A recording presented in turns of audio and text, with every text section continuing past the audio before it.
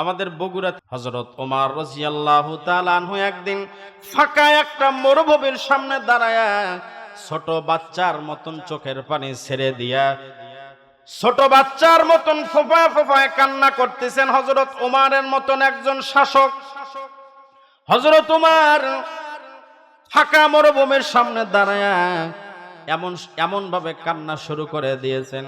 সাহাবায়ে কেরাম বললেন, আমিরুল মুমিনিন, আল্লাহ আপনাকে এত ক্ষমতা দিয়েছেন, আপনার আঙ্গুলের ইশারায় অর্ধ পৃথিবী পরিচালিত হয়, আর আপনি ফাঁকা মরুভূমির সামনে দাঁড়ায় ছোট বাচ্চার মতন আপনি কেন কান্না করেন?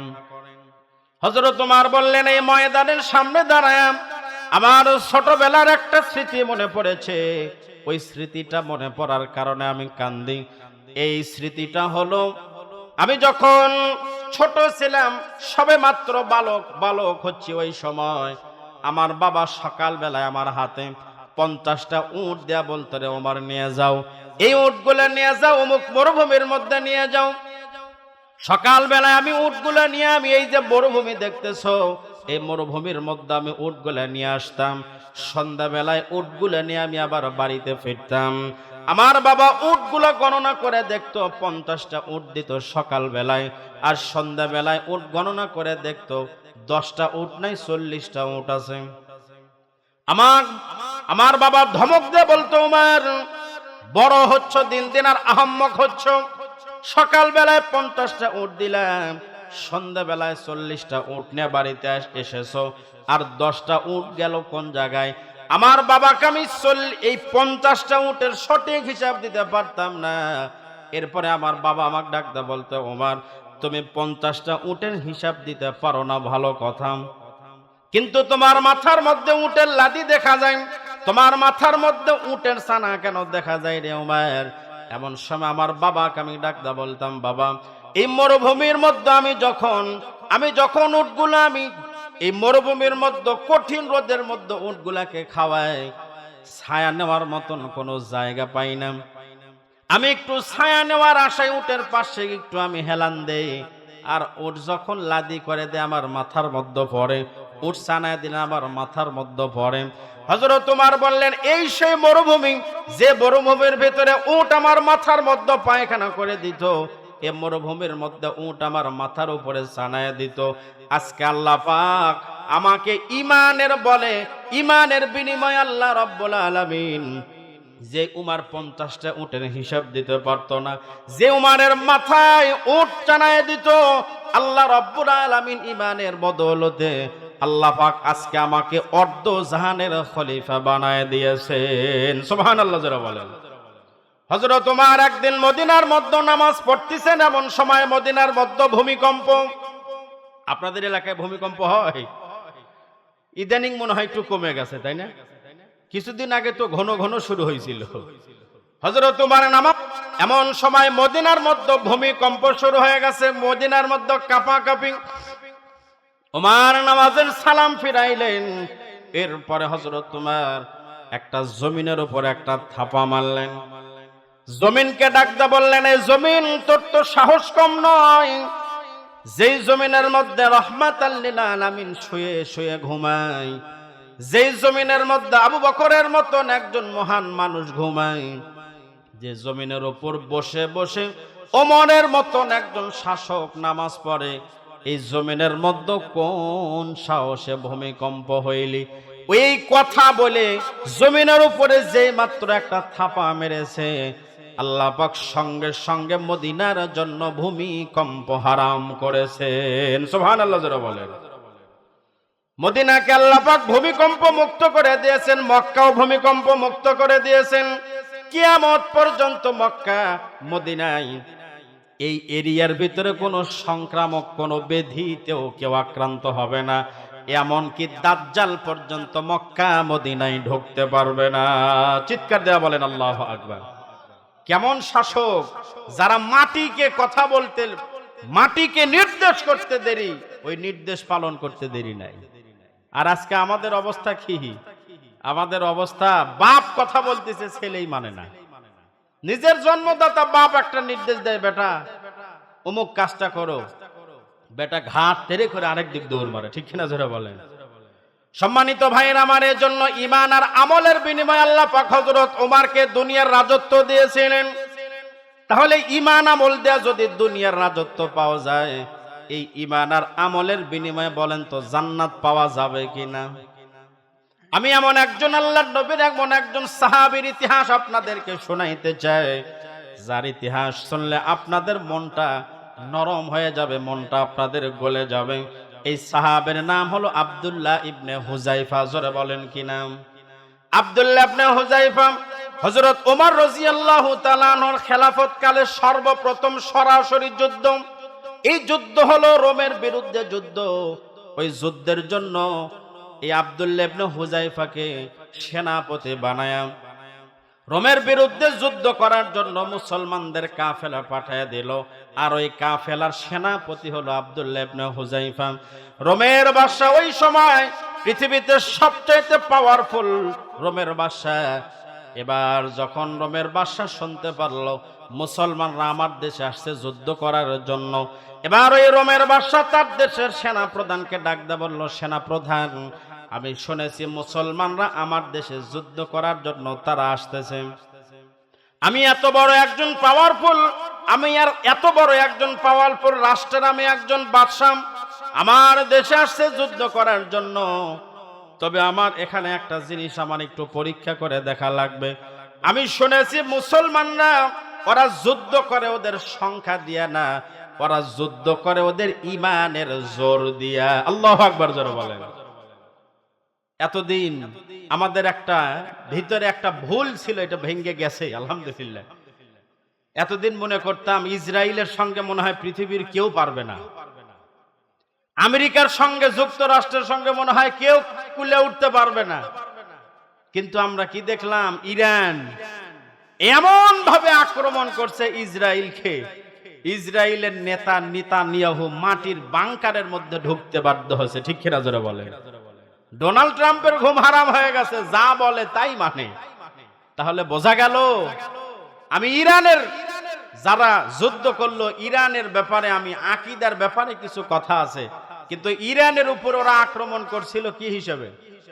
মুসলমান জেনেই আক্রমণ করছিল যে ইরান এত শক্তিশালী হচ্ছে মুসলমান, আর আমরা বসে থাকবো এদেরকে দমন করব। কিন্তু আল্লাহ পাক এই ইরানের এদেরকে দিয়া এমন ভাবে শায়েস্তা করে নিছে, আজকে সারা পৃথিবীর মানুষ বুঝে গেছে কিসের ডোনাল্ড ট্রাম্প আর কিসের নেতানিয়াহু।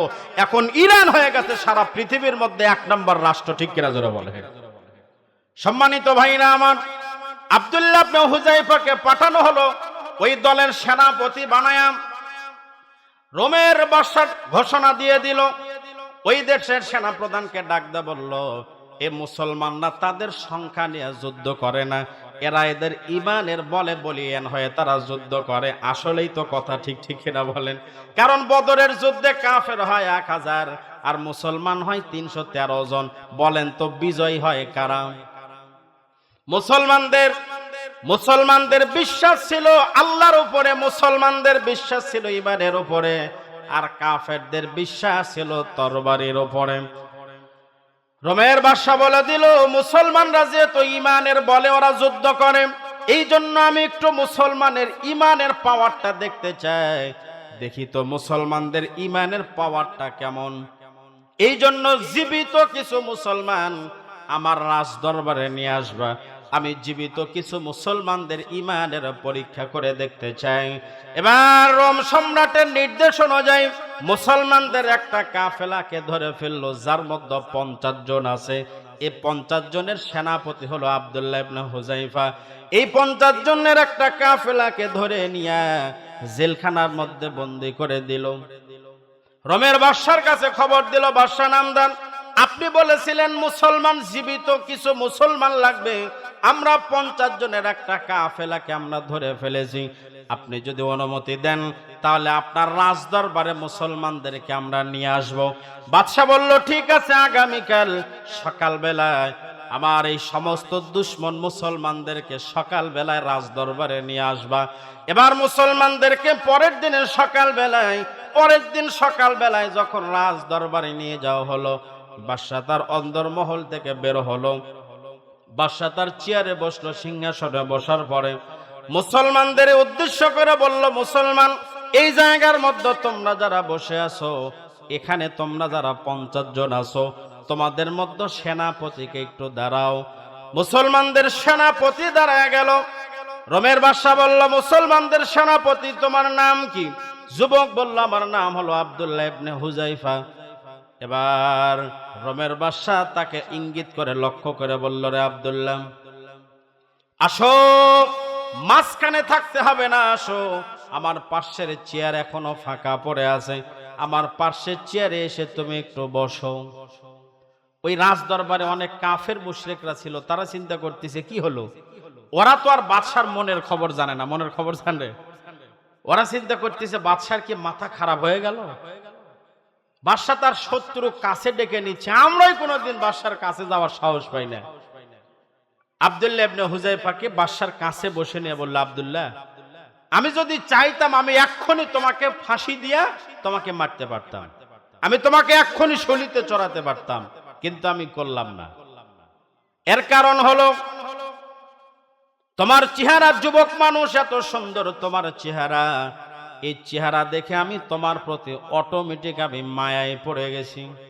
তোমার চেহারা দেখে আমার মহব্বত এমন ভাবে তোমার প্রতি আমাকে দুর্বল করে ফেলেছে, আমি তোমাকে হত্যা করতে চাই না, ফাঁসিতেও ঝোলাতে চাই না, তোমাকে শলিতেও আমি চড়াইতে চাই না, আমি তোমার প্রতি মায়ায় পড়ে গেছি। আমি চাই আমি যে তোমাকে মায়া করলাম, ভালোবাসলাম, এই ভালোবাসাটা আরো গভীর হোক, আরো গাঢ় হোক। কিন্তু মাঝখানে একটা সমস্যা হলো, এই সমস্যা হলো তুমি হচ্ছ মুসলমান আর আমি হচ্ছি খ্রিস্টান। মুসলমান আর খ্রিস্টান কোনোদিন প্রকৃত বন্ধু হতে পারে না, ঠিক কিনা জোরে বলেন? তুমি হচ্ছ মুসলমান আর আমি হচ্ছি খ্রিস্টান, তুমি এক আল্লাহ মানো, আমি তো মানি না, আমাদের একরকম তোমার একরকম। এই জন্য আমি চাই এই ভালোবাসাটা আরো গভীর হোক। তুমি যদি তোমার মুসলমানের ধর্ম বাদ দিয়া আমার এই ধর্ম তুমি যদি মানতে পারো, তাহলে আমার পক্ষ থেকে তোমাকে 3টা পুরস্কার ঘোষণা করলাম। জোরে বলেন কয়টা? আমি 3টা পুরস্কারে পুরস্কৃত করব। শুধুমাত্র কাজ হলো মুসলমানের ধর্ম বাদ দিয়া আমার এই ধর্মে তোমাকে আসতে হবে। তুমি যদি তোমার মুসলমানের ধর্ম বাদ দিতে পারো, 1 নাম্বার পুরস্কার হলো, 1 নাম্বার অফার হলো, তুমি যে জেলখানার মধ্যে বন্দী হয়ে আছো, এই যে জেলখানার মধ্যে পচে মরতেছো, এই জেলখানার মধ্যে তোমার থাকা লাগবে না, এই জেলখানা থেকে আমি তোমাকে আজীবনের জন্য মুক্ত করে দিব। 1। 2 নাম্বার পুরস্কার হলো, তুমি যদি মুসলমানের এই কালিমা বাদ দিয়া আমার ধর্মে তুমি যদি আসতে পারো, 2 নাম্বার পুরস্কার হলো, আমার এই যে বিশাল রোম সাম্রাজ্য দেখতেছো, এই বিশাল রোম সাম্রাজ্যের অর্ধেক মালিকানা তোমার হাতে আমি লিখে দিব, আর আমার মৃত্যুর পরে বাকি অর্ধেক টুকুর মালিক তুমি হয়ে যাইবা। একটা বার চিন্তা করো, এই বিশাল রোম সাম্রাজ্যের অর্ধেক মালিকানার মালিক হইতে পারবা। আর 3 নাম্বার পুরস্কার, 3 নাম্বার অফার হলো, তুমি যদি তোমার মুসলমানের ধর্ম বাদ দাও, আমার ধর্ম তুমি যদি মেনে নাও, তাহলে 3 নাম্বার পুরস্কার হলো, তোমার আর বাড়িতে ফেরত যাওয়া লাগবে না, তোমার আর মদিনায় যাওয়া লাগবে না। আমার একটা সুন্দরী যুবতী একটা মেয়ে আছে, এই মেয়েকে দিয়া তোমার সঙ্গে বিয়া দিয়া তোমাকে জামাই বানায়া রাখতে চাই। বলেন তো প্রস্তাবগুলি ভালো না খারাপ? প্রস্তাবগুলো ভালো, প্রস্তাবগুলো ভালো না? প্রস্তাব তো ভালো, খালি উদ্দেশ্যটা খারাপ। প্রস্তাব ভালো, কথা ভালো, কিন্তু মতলব খারাপ। অনেক এরকম আছে না, কথা খুব ভালো কিন্তু কি মতলব খারাপ। কথা খুব দামি বলছে। আচ্ছা, আমার আপনার যে দুর্বল ইমান, আমাদের এলাকায় তো যখন ভোট শুরু হয়, একটা লাল চা খালি আর ইমানের পাওয়ার কমে যায়। 1 প্যাকেট খালি রাতের বেলা খিচুড়ি দিছে, হ্যাঁ বেটা চল মিছিলে বের হয়ে এমন স্লোগান মারতিছে, গেঞ্জি ছিঁড়ে ফেলে দিচ্ছে একবারে। তাহলে বোঝা গেল আমার আপনার ইমান এত দুর্বল, ভোটের সময় একটা লাল চা 5 চা খায় আর ইমান শেষ। এই রকম যদি অফার আমাদেরকে দিত কি হতো চিন্তা করেন তো। আমরা বলতাম বাদশা আপনি কাজী সাহেবের ডাকেন তো, আপনি কাজীক ডাকেন, আমি রাজি। কাজী সাহেবের ডাকে বাদ বাকি বিয়েটা কমপ্লিট করে নেন। সম্মানিত ভাইরা আমার, এই কথা শোনার পর আমার আপনার ইমানের অবস্থা খারাপ হতো, কিন্তু আব্দুল্লাহ ইবনে হুযায়ফা ইমানের হালতটা একটু দেখেন। আব্দুল্লাহ ইবনে হুযায়ফা বলল, ইয়া কালবার রোম, হে রোমের কুকুর শুনে রাখ, শুনে রাখ, হে রোমের কুকুর শুনে রাখ, তোর অর্ধেক এই দেশের অর্ধেক মালিকানা দিয়ে আমি কি করব? সারা দুনিয়াটাও যদি আমার নামে লিখে দেওয়া হয়, আমি আব্দুল্লাহ ইবনে হুযায়ফা এক সেকেন্ডের জন্য বেঈমান হব না। আল্লাহু আকবার জোরে বলেন। ঈমানদার তো তাকেই বলে যে হক কথা বলতে ভয় করে না, সে হলো আসল ঈমানদার। এক সময় আমাদের বাংলাদেশের সংসদ ভবন ছিল, খালি তেল মারা, খালি তেল মারে, এমনি তেলের যে সংকট। আবার কিছু নতুন তেলবাজ বের হয়েছে, কিন্তু এই তেলবাজের মধ্যেও আল্লাহ পাক এইবারের সংসদে কিছু ভালো মানুষকে কবুল করছে। যারা বলেন কথা ঠিক কিনা? যেমন তেমন কথা বললে লোকমা দেয়। ইমাম সাহেব যখন নামাজ পড়াবে, আমি এই মসজিদে নামাজ পড়ালাম, আমার পিছনে হুজুর যদি দাঁড়িয়ে থাকে, তখন আমার খুব চিন্তা ভাবনা করে কিন্তু সূরা ধরা লাগে যে আমি যদি ভুল করি তাহলে তো পিছন থেকে হুজুর লোকমা দিবি। আর সবাই যখন মূর্খ, কেউ জানে না, তখন ইমাম সাহেব 30 পারার বাহিরেও যদি পড়ে, তারপরেও কেউ লোকমা দেবার পারবি না। ঠিক কিনা জোরে বলে? তবে এইবার কিছু পার্টি ঢুকছে এবার। আগে তো খালি মমতাজের গান দিয়েই পার হয়ে যাচ্ছিল, আর তেল মারতে মারতে যা হয়। পীরজাদা হানজালা একজন আছে, আরো অনেক নেতা কর্মীরা আছেন। পীরজাদা হানজালার একটা বক্তব্য শুনলাম, সে যেভাবে সংসদের ভিতরে যেভাবে মাদকের বিরুদ্ধে কথা বলেছে, যেভাবে কাদিয়ানীদের ব্যাপারে কথা বলেছে, কাদিয়ানীদেরকে দেশে মুসলিম পরিচয় থাকতে দেওয়া হবে না, অমুসলিম ঘোষণা করতে হবে, এবং যারা আল্লাহ এবং নবীকে নিয়ে যারা কটূক্তি করবে তাদেরকে অবশ্যই মৃত্যুদণ্ড দেওয়া লাগবে, এই আদেশ, এই আইন বাস্তবায়নের জন্য এখন সংসদে কথা হচ্ছে। ঠিক কিনা যারা বলে? মদের বিরুদ্ধে হচ্ছে। এক সময় এই সংসদের কিছু এমপি মন্ত্রী ছিল যারা মদ খায় আসা ওই পার্লামেন্টে বসতো, নাপাক করে ফেলতো মমতাজের মতো। ঠিক কিনা যারা বলে? এজন্য সম্মানিত ভাইরা আমার, হক কথা বলা লাগবে। লোকমা যতই আসুক, মাইক বন্ধ হোক আর যা হয় হোক, হক কথা বলার দরকার আছে না নাই? আব্দুল্লাহ ইবনে হুযায়ফা একটা বাদশার সামনে কত সুন্দরভাবে হক কথা বললেন। তোরে অর্ধেক রোম সাম্রাজ্য নিয়ে আমি কি করব? সারা পৃথিবীটাও যদি আমার নামে দেওয়া হয়, আমি আব্দুল্লাহ ইবনে হুযায়ফা এক সেকেন্ডের জন্য বেঈমান হব না। এরকম ঈমান কি আমাদের আছে? আমাদের খালি চিন্তা হলো দুনিয়ার চিন্তা। আমাদের চিন্তা হলো কি? খালি দুনিয়ার দিক থেকে থাকি। 5 বিঘা জমি হওয়ার পর চিন্তা হলো কেমনে 10 বিঘা বাড়ান যায়।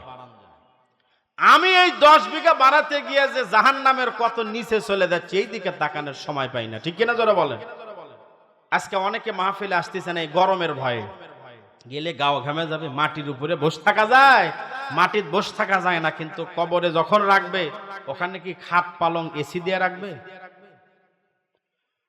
মুসলমান ভাইরা আমার, আজকে আমরা সফলতা খুঁজতেছি টাকার মধ্যে, জায়গা জমির ভিতরে, ক্ষমতার লড়াই। আজকে আমরা নিজেকে সফল ভাবি। আসলে দুনিয়ার মধ্যে আপনি যতই পরিশ্রম করেন, যাই করেন, এই দুনিয়াতে আপনি সফল হতে পারবেন না। কারণ এই দুনিয়াতে আপনি যদি সফল হতে চান, আপনার মাঝে 3টা জিনিস থাকা লাগবে। কয়টা জিনিস? 3টা জিনিস থাকা লাগবে। 1 নাম্বার হলো আপনার জীবনে কোনো টেনশন থাকা যাবে না। 2 নাম্বার, আপনার ভিতরে কোনো ভয় থাকা যাবে না। 3 নাম্বার, সফল হওয়ার জন্য শর্ত হলো আপনার যখন যা মন চায় আপনি তাই করতে পারবেন। তাহলে কয়টা শর্ত সফল হওয়ার জন্য? 3টে। একটু মনে করেন। মুফাসসিরিনে কেরাম বলেন সফল হওয়ার জন্য মানে শর্ত হলো 3টি। 1 নাম্বার, টেনশন থাকা যাবে না। 2 নাম্বার, ভয় থাকা যাবে না।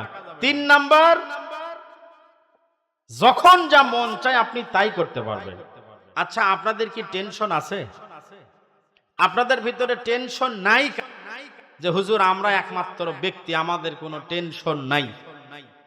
টেনশন ছাড়া লোক আছে নাকি এখানে? আত্রাই থানা মিলে খুঁজলে পাওয়া যাবে? আপনাদের আবার কিসের টেনশন বাড়ে? বিভিন্ন টেনশন। আমরা তো টেনশন আসলে কোনটা নিয়ে করা দরকার এটাই বুঝি না। কি নিয়ে টেনশন করবেন? টেনশন করতেছে বারে এগুলো টেনশনের কারণও পেঁয়াজের দাম কম, আলুর দাম কম, ধানের দাম কম, এগুলো নিয়ে টেনশন, এগুলো হয় স্বাভাবিক। এর সাইতে যে কিছু টেনশন আছে, বড় টেনশন, এগুলো করার সময়ই পাই না। এগুলো টেনশন করতে করতে দিন রাত শেষ। নবীজির মাথার 20টা চুল মোবারক পেকে গেছে। কয়টা চুল?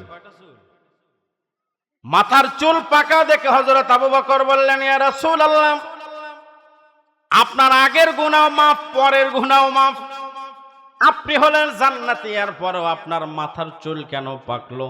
নবীজি বললেন, সূরা হুদ। এই সূরা হুদ তেলাওয়াত করার পর এই টেনশনে আমার মাথার চুলগুলো পেকে গেছে। তাহলে নবীরও টেনশন ছিল, সাহাবীদেরও টেনশন ছিল, আল্লাহ ওয়ালাদেরও টেনশন আছে না নাই? একটাই টেনশন, একটাই টেনশন, আমি আর আপনি কবরে কি নিয়ে যাব? 6 দিন পরে নখ খসে যাবে, 9 দিন পরে চুল, কবর গাহের সামান নিতে কইর না কেউ ভুল, কবর জায়গা ভালো নয়,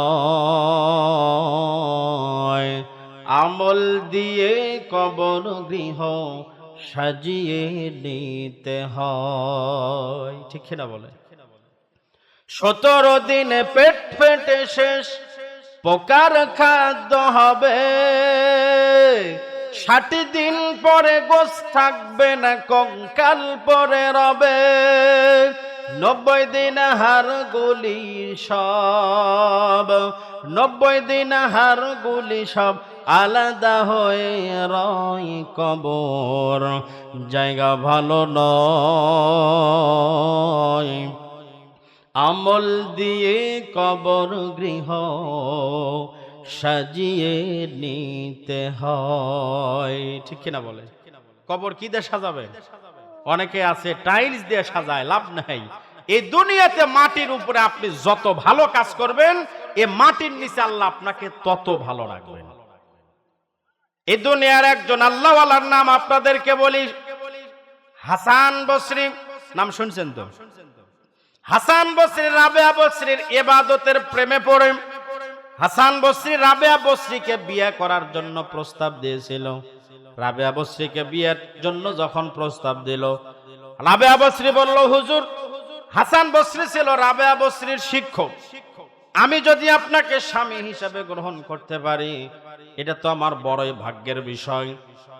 কারণ আপনি ছোট্টবেলায় আপনার মায়ের সঙ্গে, আপনি যখন নবীজির একজন স্ত্রী, আমাদের মা উম্মে সালমার ঘরে আপনার মা যখন দাসী হিসেবে ছিল, আপনার মা যখন কোনো কাজ করার জন্য বাহিরে যাইতো, আপনি ছোট্টবেলায় কান্না করলে আপনার কান্না বন্ধ করার জন্য হযরত উম্মে সালমা তার স্তনের সঙ্গে আপনার মুখটা লাগাই দিত। আপনি নবীজির স্ত্রীর দুধ পান আপনি করেছেন। আপনি হযরত আলীর সঙ্গে দীর্ঘদিন আপনার সম্পর্ক ছিল। আরো আপনার অনেক ফজিলতের কথা আমি জানি। তবে হুজুর, আমি আপনাকে বিয়ে করব, অসুবিধা নাই, আপনার বিয়ে করতে পারলে আমি নিজেকে ধন্য মনে করব। কিন্তু আমার মাথার মধ্যে এমন 4টা টেনশন আছে, এই 4টা টেনশন যদি আপনি দূর করে দিতে পারেন, আপনাকে বিয়ে করতে আমার কোনো আপত্তি নাই। হাসান বসরি বললেন, রাবেয়া, বলো তোমার কি এমন টেনশন? কোন টেনশনের কারণে তুমি আমাকে বিয়ে করতে রাজি হচ্ছ না? বলো দেখি কি টেনশন তোমার মাথায়।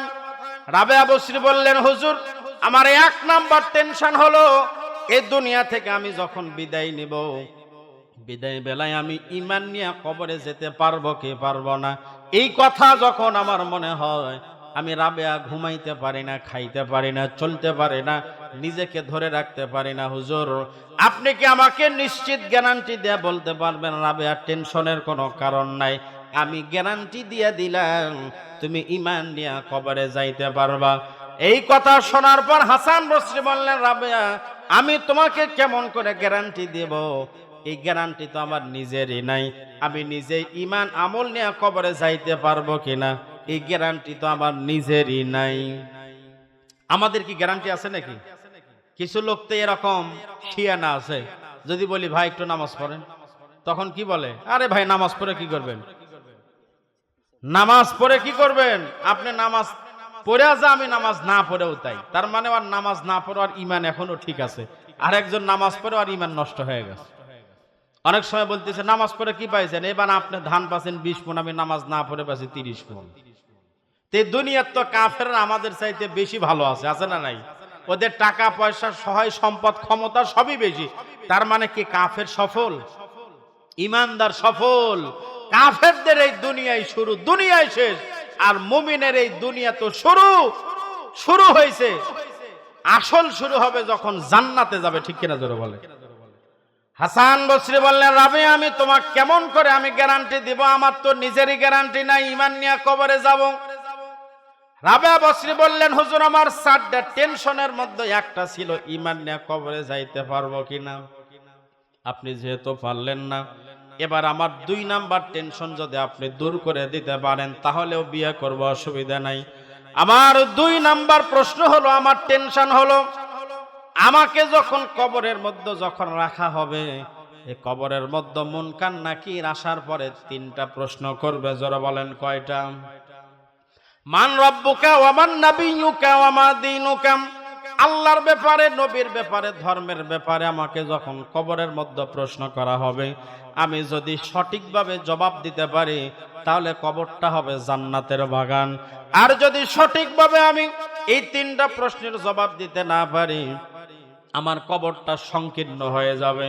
এমন জোরে মাটি, এমন জোরে চাপ মারবে, এক পাজরের হাড় আর এক পাজরের মধ্যে ঢুকে যাবে। হুজুর এই টেনশন শুরু হলে আমি ঘুমাইতে পারি না, চলতে পারি না। এত টেনশন মাথায় নিয়ে কেমন করে বিয়া করে আমি আরামে জীবন যাপন করব? হুজুর আপনি যদি আমাকে গ্যারান্টি দিয়ে বলতে পারেন, রাবেয়া টেনশন করো না, আমি গ্যারান্টি দিলাম কবরের 3টা প্রশ্নের জবাব তুমি দিতে পারবেন, তাহলে আমি আপনাকে বিয়ে করব। রাবেয়া বসরি বললেন, হাসান বসরি এবার জবাব দিলেন, রাবেয়া আমি কেমনে তোমাকে 3টা প্রশ্নের জবাবের গ্যারান্টি দিব? আমি হাসান বসরি নিজেই তো জানি না আমি নিজেই এই প্রশ্নের জবাবের উত্তর আমি দিতে পারবো কিনা, জবাব দিতে পারবো কিনা। রাবেয়া বললেন, হুজুর আপনাকে বিয়ে করার জন্য 4টা যেই শর্ত ছিল আমার, এই 4টা টেনশন দূর করে দেওয়া লাগবে। এর মধ্যে আপনি 2টা পারলেন না, আর আছে কয়টা? আর আছে 2টা টেনশন যদি আপনি আমাকে দূর করে দিতে পারেন তাহলে আপনাকে বিয়ে করব। আমার 3 নাম্বার টেনশন হলো, আল্লাহ রাব্বুল আলামিন হাসরের ময়দানে সারা দুনিয়ার মানুষকে 2 দলে ভাগ করবেন। কয় দল? কি কি দল? আওয়ামী লীগ আর একটা বিএনপি নাকি? হাসরে আওয়ামী লীগ বিএনপি আছে? আওয়ামী লীগ বিএনপি নাই। যে 2 দল আল্লাহ হাসরের ময়দানে বানাবেন, এই 2 দলের কথা আল্লাহ কোরআনে বলেন, ফারিকুম ফিল জান্নাতি ওয়া ফারিকুম ফিস সাঈর। আল্লাহু আকবার জোরে বলেন। একটা তাকবীর দেন তো সবাই মিলে, লিল্লাহি তাকবীর, লিল্লাহি তাকবীর। যত তাকবীর দিবেন, গরমের দিন তো তাকবীর একটু জোরে দেন, তাহলে আল্লাহ দেখবি কি রে ঘেমে যাচ্ছে তারপরও তাকবীর দিচ্ছে, এমন একটা বাতাস দিবি আল্লাহ পাক, দেখবেন একবারে অন্তর ঠান্ডা হয়ে যায়। মানুষ সুখে থাকলে খালি আল্লাহ ডাকে, কিন্তু কষ্টে পড়লে, মানে কষ্টে থাকলে আল্লাহ ডাকে, সুখে থাকলে কি করতে চায় না, আল্লাহ ডাকতে চায় না।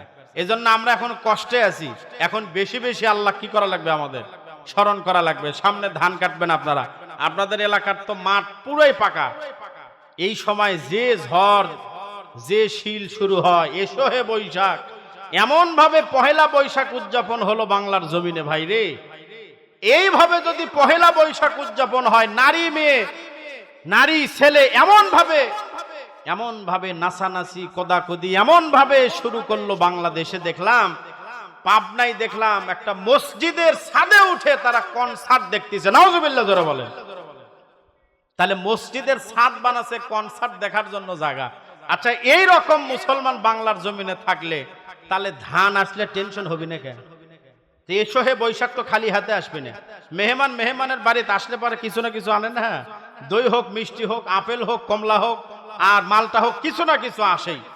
কিন্তু যখন এসহে বৈশাখ আপনি নিয়ে আসলেন এইভাবে, বৈশাখ করছে খালি হাতে যাবো না, আত্রাই থানার জন্য কয়েক হাজার টন শিল নিয়ে নাজিল হলাম আমি।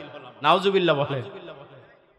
সম্মানিত ভাইরা আমার, রাবেয়া বসরি বললেন, হুজুর আমার 4টা টেনশন, এর মধ্যে আপনার 2টার জবাব, 2টা টেনশন দূর করতে পারেন না। আমার 3 নাম্বার টেনশন হলো আল্লাহ হাসরের ময়দানে আমাকে কোন দলে রাখবেন। হাসরের ময়দানে দল হবে 2টা। এই দুনিয়ার মধ্যে দলের অভাব নাই, 70 72 কত দল।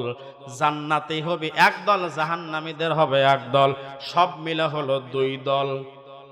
যাদের আমল নামা ডান হাতে দেওয়া হবে তারা যাবে জান্নাতে, যাদের আমল নামা বাম হাতে দেওয়া হবে ওরা যাবে হলো জাহান্নামে। আমি কি ডান হাতে আমল নামা পাবো না বাম হাতে পাবো? জান্নাতি হব না জাহান্নামী হব?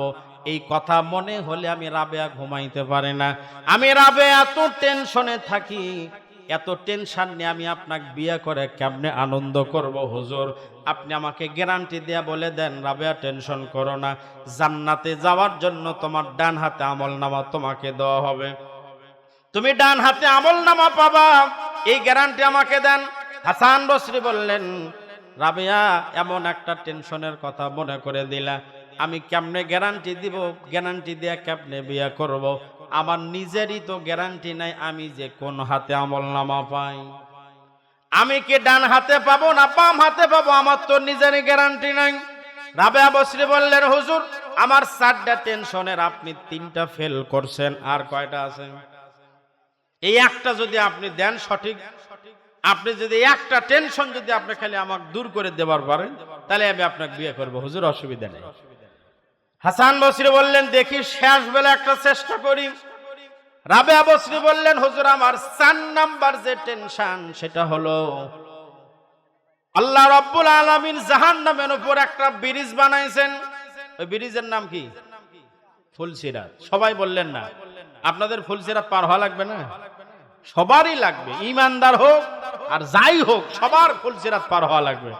জাহান্নামের উপরের ব্রিজের নাম হলো ফুলসিরাত। এ ফুলসিরাত কি 4 লাইন হবে। ফুলসিরাত এত চিকন হবে, মাথার চুলের মতো চিকন, এরপরে খুরের চাইতে ধারালো হবে, আমাবস্যার রাতের চাইতে অন্ধকার হবে। এই ফুলসিরাত পার হয়ে আমার আপনার জান্নাতে যাওয়া লাগবে। এই ফুলসিরাত পার না হলে আমি আর আপনি জান্নাতে যেতে পারবো না। হুজুর আমি কি জান্নাতে যাইতে পারবো ফুলসিরাত পার হয়ে? এই কথা মনে হলে আমি ঘুমাইতে পারি না। হুজুর আপনি আমাকে গ্যারান্টি দেন, রাবেয়া টেনশন করো না, আমি গ্যারান্টি দিলাম ফুলসিরাত পার করে আল্লাহ তোমাকে জান্নাতে দিবে। এই গ্যারান্টি আপনি আমাকে দিলে আপনাকে বিয়ে করবো, অসুবিধা নাই। ওই জায়গায় যদি হাসান বসরির মতো আল্লাহওয়ালা না হইয়া এ বাংলাদেশের ভণ্ডপীর হতো, এরা কি বলতো? পারবো না। এদের কাছে জান্নাত জাহান্নাম অন্টুর ব্যাপার। এরা বাংলাদেশে ইদানিং হজ করার বুদ্ধি দিছিল। বাংলাদেশে এত টাকা পয়সা খরচ করে অত দূর যাওয়া লাগবে, সৌদি আরব যাওয়ার দরকার আছে? বাংলাদেশের দয়াল বাবাদের এদের কাছে কিছুই লাগে না, মক্কা মদিনা কিছুই লাগে না, ওরা নিজেরাই নিজে মক্কা মদিনা বানায়। নাউজুবিল্লাহ বলে। হাসান বসরি বললেন, রাবেয়া আমি নিজে ফুলসিরাত পার হতে পারবো কিনা গ্যারান্টি আমারই নাই, আমি তোমাকে কেমন করে গ্যারান্টি দেব? রাবেয়া বসরি বললেন, হুজুর এত টেনশন মাথায় নিয়ে আমি আপনাকে বিয়ে করতে পারলাম না, মাফ করে দেন। তাহলে হাসান বসরি রাবেয়া বসরি বিয়ে প্রস্তাব দেওয়া হচ্ছে না, টেনশন, কবরের টেনশন, হাসরের টেনশন, জান্নাত না জাহান্নাম কোনটা যে কপালে হয়, ফুলসিরাতের টেনশন। আমার আপনার এগুলা টেনশন করার সময় আছে? টেনশন হলো এইবার তো বিএনপি ক্ষমতা তালো, এমপি হলো, সামনে এখন চেয়ারম্যানের নির্বাচনে দেখা যাক। এগুলা টেনশন করতে করতে জীবন শেষ, ঠিক কিনা জোরে বলে? আমার আপনার জমির টেনশন, এই সেই টেনশন করে জীবন শেষ। আমার আপনার সবার জীবনে কবরের টেনশন করা লাগবে। আজকে মনে হচ্ছে না, কিন্তু যখন আজরাইল সামনে আসবে ওই দিন কোন জায়গায় যাবেন? জান্নাত জাহান্নামের ভয় আমার আপনার অন্তরে থাকার দরকার আছে না নাই? তাহলে দুনিয়ার মধ্যে সফল হতে হলে তিনটা জিনিস লাগে। এক নাম্বার টেনশন থাকা যাবে না, দুই নাম্বার ভয় থাকা যাবে না। এই দুনিয়ার মধ্যে সবার ভিতরে কোনো না কোনো টেনশন আছে। সবার অন্তরের মধ্যে রাতের বেলায় লাইট বন্ধ করে দিয়ে, চোখ দুইটা বন্ধ করে দিয়া একটা বার ভাববেন, এই যে কারেন্ট চলে যায় মাঝে মাঝে, কারেন্ট যায়, এরপরে আমরা পাগল পারা হয়ে যাই। কবরের মধ্যে বলেন তো কারেন্ট আছে? আছে? এখানে 10 মিনিট হয়তো 2 ঘন্টা ছিল, 2 ঘন্টা নাই, মাথা গরম। কবরের মধ্যে যখন যাবেন 2 ঘন্টা কেন, কত বছর চলে যাবে, একটা ফ্যানের ব্যবস্থাও সেখানে করে দিবে না কেউ। এই জন্য ভাইরা আমার আপনার সবারই কবরের টেনশন আছে। চোখটা বন্ধ করলেই কবর সামনে আসে। আমার আপনার সবার জীবনে ভয় আছে।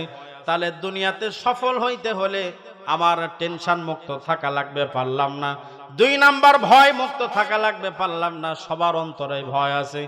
3 নাম্বার সফল হওয়ার জন্য শর্ত হলো, মুফাসসিরিনে কেরাম বলেন 3 নাম্বার শর্ত হলো যখন যা মন চায় তাই করা যাবে। এই দুনিয়াতে যখন যা মন চায় তাই কি সম্ভব হয়? এই দুনিয়াতে সবার মন চায়, কেউ কিন্তু বৃদ্ধ হতে চায় না, কেউ ইচ্ছা করে বুড়ো হবার চায়। বুড়া যেন নিজে না মনে হয় এই জন্য ঘন ঘন সেভ করে। যারা দাড়ি কামায়, আচ্ছা বলেন তো কি জন্য দাড়ি কামায়? যান বুড়া বুড়া আমাকে মনে না হয়। সাদা দাড়ি এমন ভাবে কালো, খিজা এমন ভাবে লাগাছে কালো, মনে হচ্ছে 32 বছরের যুবক। আচ্ছা বলেন তো, আপনি যতই দাড়ি কামান আর কালো বানান, আপনার সময় হলে বুড়া হওয়া লাগবে না? বুড়া আপনার হওয়াই লাগবে। আপনি যতই নিজেকে ফিট রাখতে চান, এক সময় না এক সময় আপনার বুড়া হওয়াই লাগবে। তাহলে দুনিয়াতে মন চায় যৌবনকাল ধরে রাখবো, পারেন না? পারি। এই দুনিয়ার ভিতরে আমাদের আরেকটা জিনিস, এই দুনিয়ার ভিতরে আমরা কেউ কিন্তু ইচ্ছা করে মরবে চাই না। কেউ মরবে চাই আমরা? এই মাহফিলে যদি আজকে মাগরিবের পরে ঘোষণা দেওয়া হতো, এই জালু পোয়াতা মাহফিলে যারা যারা আসবে, আজরাইল এসে ঘোষণা দিচ্ছে। কি এসে ঘোষণা দিচ্ছে? আজরাইল বলতেছে, আমি আজরাইল বলতেছি এই মাইকে এসে, 6টার মধ্যে যদি এই জালু পোয়াতার মাহফিলে তোমরা আসতে না পারো, যাক যেখানে পাবো রাস্তাঘাটের দোকানপাটে ওখানে ধর্ম আর মারমো। এই ঘোষণা যদি এখানে স্বয়ং আজরাইল দিয়ে যাইতো, 6টার আগেই জালু পোয়াতার লোক এখানে বসে থাকার দাঁড়িয়ে থাকার জায়গা পাইতো না। ঠিক কিনা জোরে বলে? কারণ দুনিয়া কেউ মরবে চায় না। মরবে চায়? এখনই যদি ঘোষণা দেয় ফজর পর্যন্ত বসে থাকা লাগবে, কারেন্ট থাক আর যাক, সমস্যা নাই, বক্তার আওয়াজ চলুক আর না চলুক, পেশাব করার জন্য উঠলে আমি আজরাইল ধরে ফেল দেবো। প্রয়োজনে ফজর পর্যন্ত নিজ দিয়ে কাম সারবি, কেউ ভয়ে এই প্যান্ডেল থেকে 1 ইঞ্চি বাইর হওয়ার সাহস পাবে না। ঠিক কিনা জোরে বলে? দুনিয়া কেউ মরবে চায় না। ওই যে এক মহিলা সন্ধ্যার সময় এমন বিরক্ত হয়ে গেছে, একজন মানুষ তো স্বামী প্যারালাইসিসের রোগী, ছোট ছোট বাচ্চা, এদিকে হাঁস মুরগি গরু বাছুর সব আছে। সন্ধ্যার সময় বেলা ডুবে যাচ্ছে, স্বামী বলতেছে তাড়াতাড়ি ঘরে উঠাও, মশা কামড়াচ্ছে।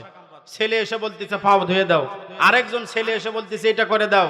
মুরগি এইদিকে ডাকা শুরু করে দিছে, হাঁস ডাকা শুরু করে দিছে, গরু হাম্বা হাম্বা শুরু করে দিছে।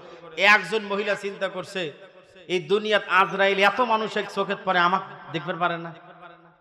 এই কথা বলে রাতের বেলা যে ঘরে ঘুমায়, ওই ঘরের ভিতরে একটা বলদ গরু বান্ধা রাখে।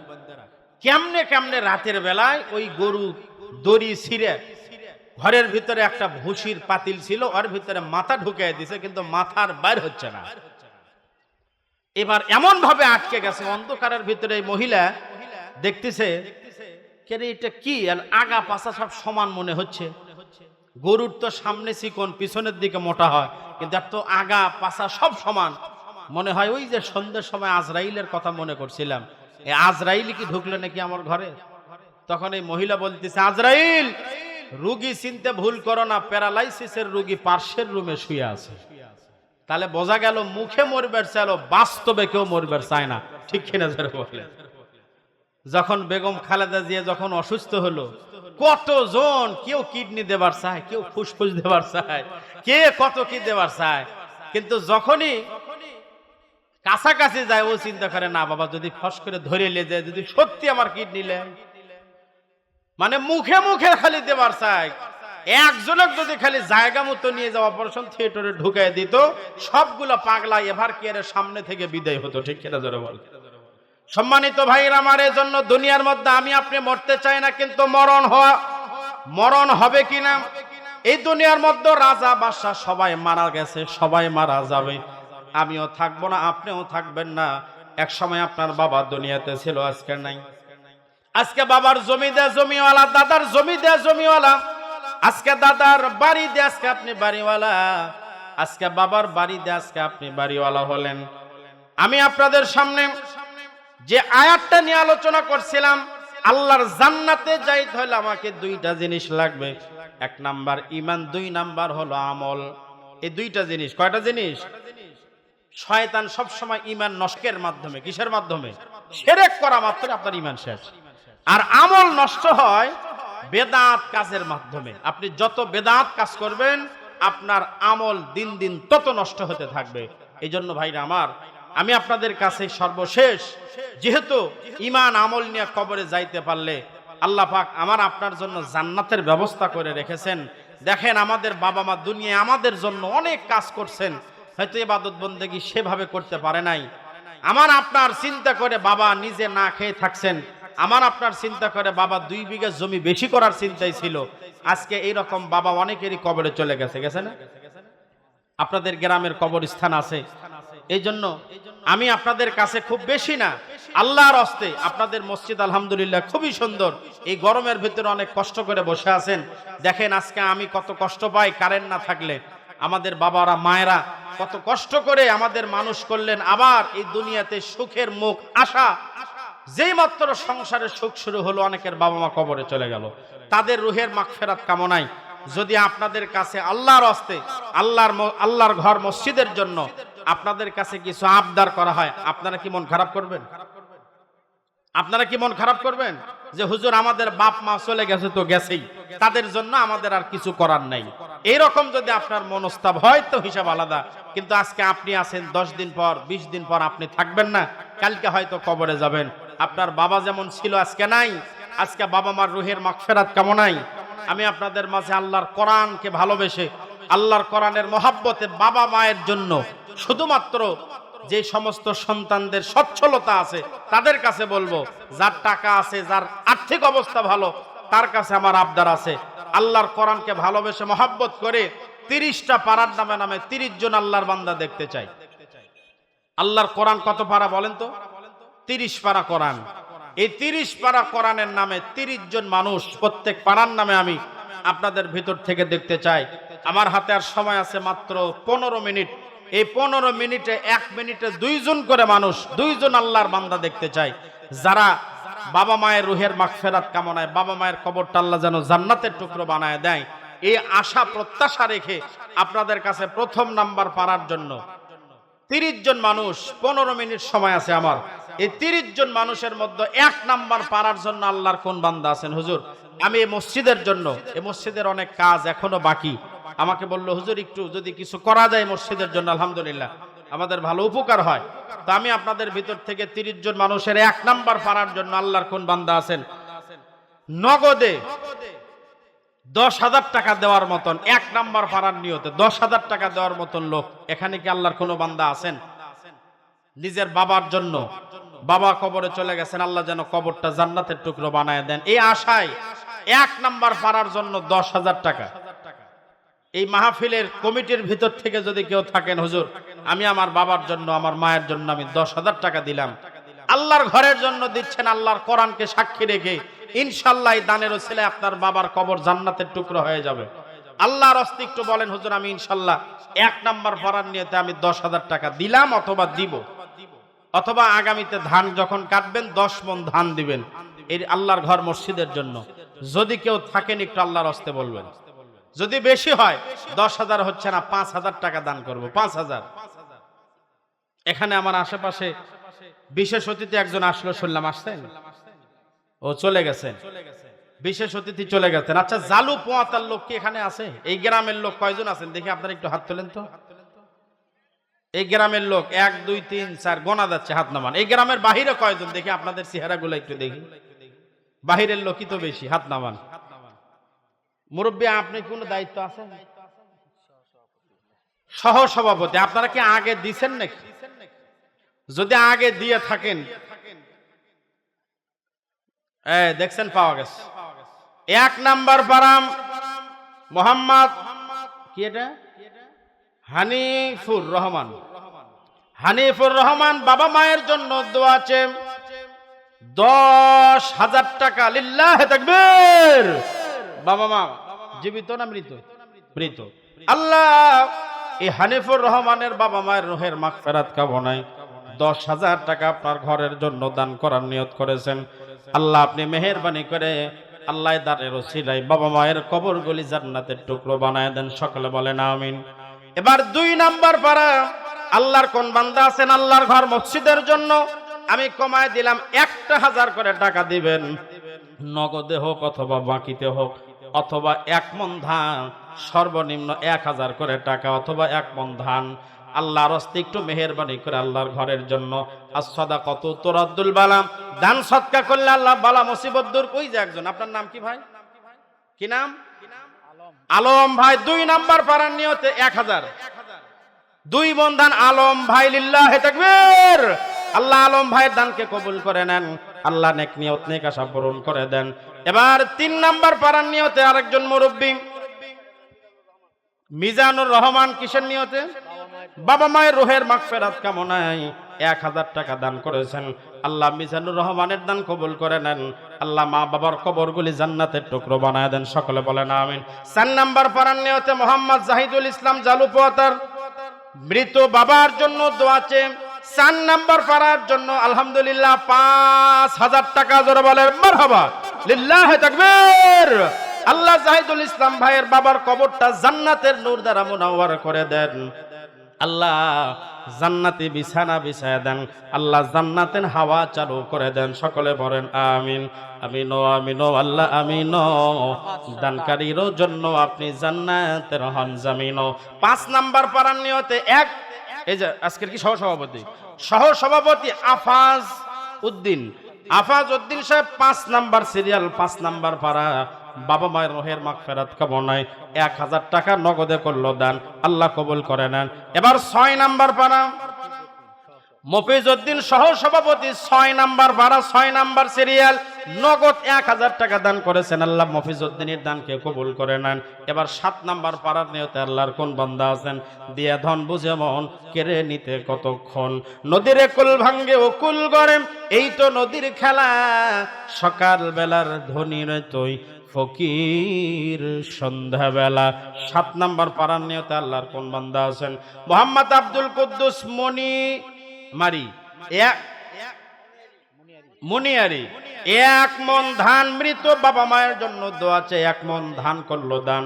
আল্লাহ 7 নাম্বার পারা আল্লাহ আব্দুল কুদ্দুস ভাইয়ের বাবা মায়ের কবরটাকে আল্লাহ আপনি জান্নাতের নূর দ্বারা মুনাওয়ার করে দেন।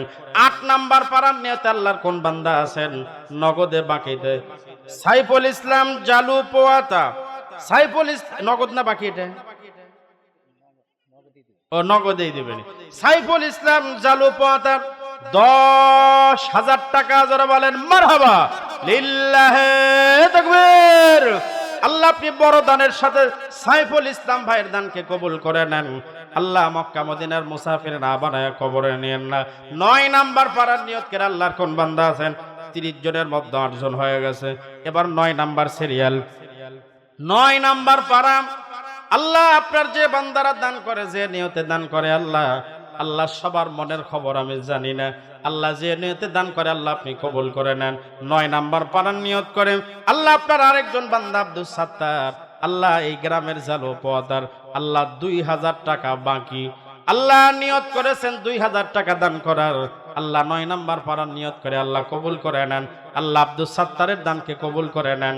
আল্লাহ পরিবারের যারা কবরে গেছে কবরগুলি জান্নাতের টুকরো বানায় দেন।